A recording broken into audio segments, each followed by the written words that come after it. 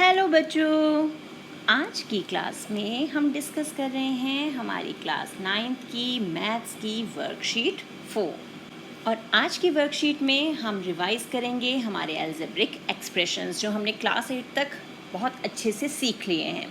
तो एक बार उसे रिवाइज करते हैं। Algebraic expressions are found by combining the constants and variables.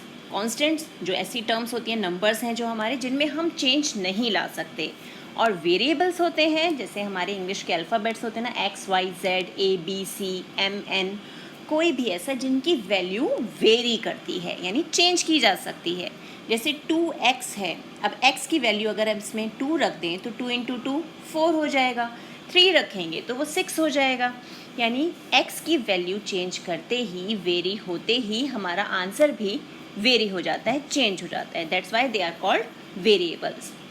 तो जब हमारे एक्सप्रेशंस होते हैं, जैसे ये हमारा अलजेब्रिक एक्सप्रेशन है 4x² - 3xy, इन्हें हम सेपरेट टर्म्स में अगर सेपरेट करें, डिवाइड करें, तो ये हो गया 4x² और यहाँ आ गया -3xy।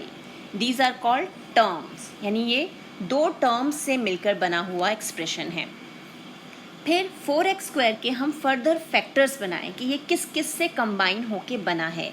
तो पहले आ गया हमारा 4, then x², it means 2 times हमारे पास x है जो मल्टीप्लिकेशन में है, x × x। सिमिलरली -3xy में पहला फैक्टर आ गया हमारा -3 जो हमारा कांस्टेंट है, फिर x और दूसरा आ गया y। तो ये हो गए हमारे फैक्टर्स। तो अब इन फैक्टर्स के हिसाब से हम इन टर्म्स को लाइक टर्म्स या अनलाइक टर्म्स में डिवाइड करते हैं। Terms having the same algebraic factors are called like terms. For example, 12x - 25x, यानी इसके पास भी x है और इसके पास भी x है, ये हो गए हमारे like terms। 2xy 5xy दोनों पे xy है, तो ये भी हमारे like terms हो गए। Terms having different algebraic factors are called unlike terms. अगर ये factors different हैं, for example 2xy and -3x, यहाँ xy है बट यहाँ पर सिर्फ x है, वी हैव ओनली x, तो ये सिमिलर तो नहीं है। That's why these are called unlike terms.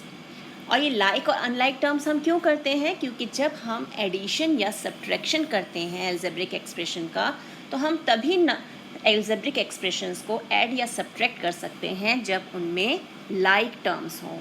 तो हम algebraic expressions जो हैं, इनका subtraction, addition can be carried out by adding or subtracting the like terms. अब एक एग्जाम्पल से इसे और क्लियर कर लेते हैं। फॉर एग्जाम्पल यहाँ में दिया हुआ ऐड 7xy + 5z - 3zx, फिर एक और algebraic एक्सप्रेशन और ये algebraic एक्सप्रेशन। अब हमें क्या करना है, हमें अगर हम इसे कॉलम वाइज ऐड करना चाहते हैं तो हमने पहली लाइन जो है हमारा पहला एक्सप्रेशन लिख लिया, दूसरे में है 4yz, तो 4yz हम जो yz वाली टर्म है ना, जो उसके जैसे फैक्टर्स हैं जिसमें, उसके नीचे लिखेंगे, यानी 5yz के नीचे हमने 4yz लिख दिया। नेक्स्ट है 9zx, तो हमने zx वाली टर्म के नीचे लिखा, और फिर है 4y क्योंकि ऊपर टर्म में यहाँ नहीं है तो हम इसे सेपरेट अलग लिख देंगे। थर्ड टर्म में है जो हमारा थर्ड एक्सप्रेशन है, उसमें -3xz। अब xz हो या zx हो, this is the same thing, उसमें कोई डिफरेंस नहीं होता, चाहे हम इसे xz लिखें चाहे हम इसे zx लिखें। तो ये जो हमारा xz है, हमने इसे यहाँ zx के नीचे लिख दिया -3zx। 5x वो कहीं भी नहीं है तो सबसे एंड में पहुँच गया, और -2xy वो आ गया xy वाली टर्म के नीचे। अब हमारे पास ये अरेंज हो गए। अब सिंपली जैसे हम नंबर्स को ऐड करते हैं उसी तरह से ऐड करेंगे। ये 5x हो गया, यहाँ -4y, यहाँ पर 3 - 3 माइनस का 6 और प्लस का 9, तो फाइनल आंसर आ गया 3। 5 + 4 9, और 7 जो है यहाँ पर 7 - 2 ये आ गया 5, तो 5xy। तो ये हो गया कॉलम में। अगर हम इसे रो वाइज करना चाहते हैं तो हम क्या करेंगे, वही सिमिलर टर्म्स को इकट्ठा करते जाएंगे। जैसे 7xy, दूसरी टर्म में देखा xy है, वहाँ पर हमें नहीं मिला, तीसरी टर्म के पास -2xy है, तो हम उसे ऐसे लेंगे और एक ब्रैकेट में बंद कर देंगे। दूसरा नंबर 5yz लिया, इसके जैसा yz हमें कहाँ मिल रहा है, यहाँ, तो प्लस 4yz, और कहीं yz है नहीं, तो इन्हें भी एक ब्रैकेट में बंद कर दिया। थर्ड है -3zx, उसके साथ कौन है zx जैसा, +9zx, और कौन है हमारे पास -3xz। तो इन्हें हमें सॉल्व कर लेंगे, और बाकी जो बच गया, कौन बचा हमारे पास, एक तो -4y और एक प्लस का 5x, इन्हें हम अलग रखेंगे।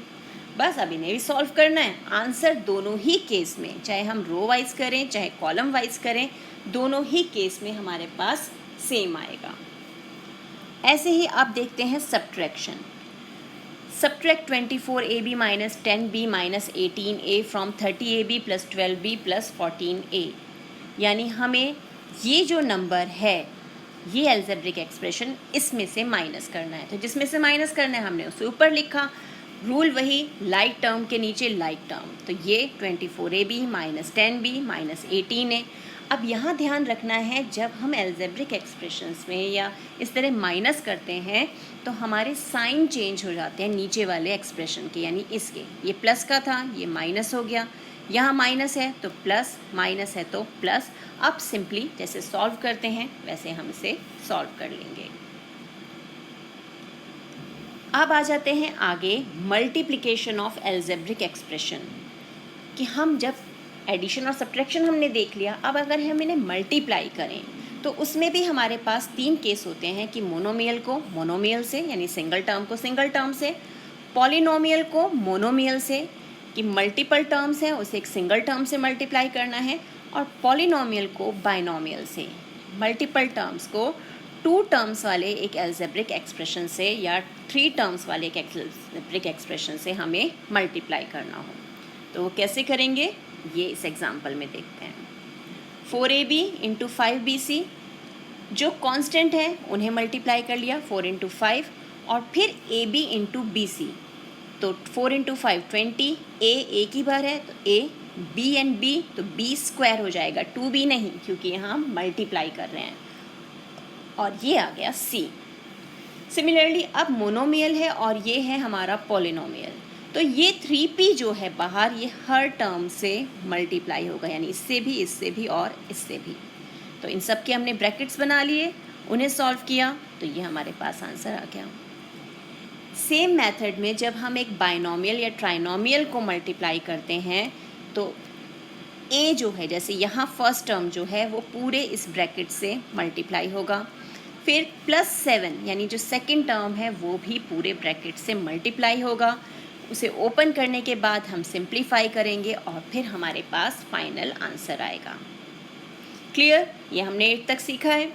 अब जो हमने सीखा है उसी के बेस पे अब हमारे पास है हमारा प्रैक्टिस वर्क। फर्स्ट क्वेश्चन है, identify the terms and factors for each of the following expression. इन सब के लिए हमें टर्म्स और फैक्टर्स बताने हैं। जैसे फर्स्ट पार्ट है हमारा 1 + x + x²। तो अब हम इसमें टर्म्स देखें तो हमारे पास टर्म है 1x और x²। तो ये तो हो गए हमारे टर्म्स। फैक्टर्स यानी अब ये किस किस से बने हैं, तो 1 तो है ही, x अकेला है, और x² को हम x और x लिख सकते हैं। ये हो गए हमारे फैक्टर्स। सिमिलरली बी पार्ट देखें, 4x² y² minus 4x² y² z² plus z³। तो अब टर्म्स देख लेते हैं, तो कौन कौन सी टर्म्स है हमारे पास। एक तो हो गया ये, एक आएगा माइनस, जो जिस साइन के साथ है अपने साइन के साथ आएगा वो, ये हो गया, और थर्ड टर्म हो गई z³। अब इसके फैक्टर्स भी देख लेते हैं।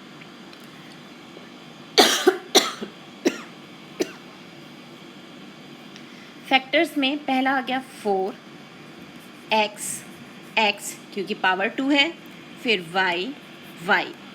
नेक्स्ट के लिए -4x y z।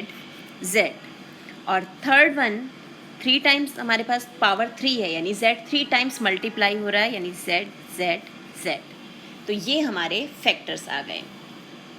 Same method से हम इसका सी पार्ट कर सकते हैं। सी पार्ट में है हमारे पास X square Y square minus 20।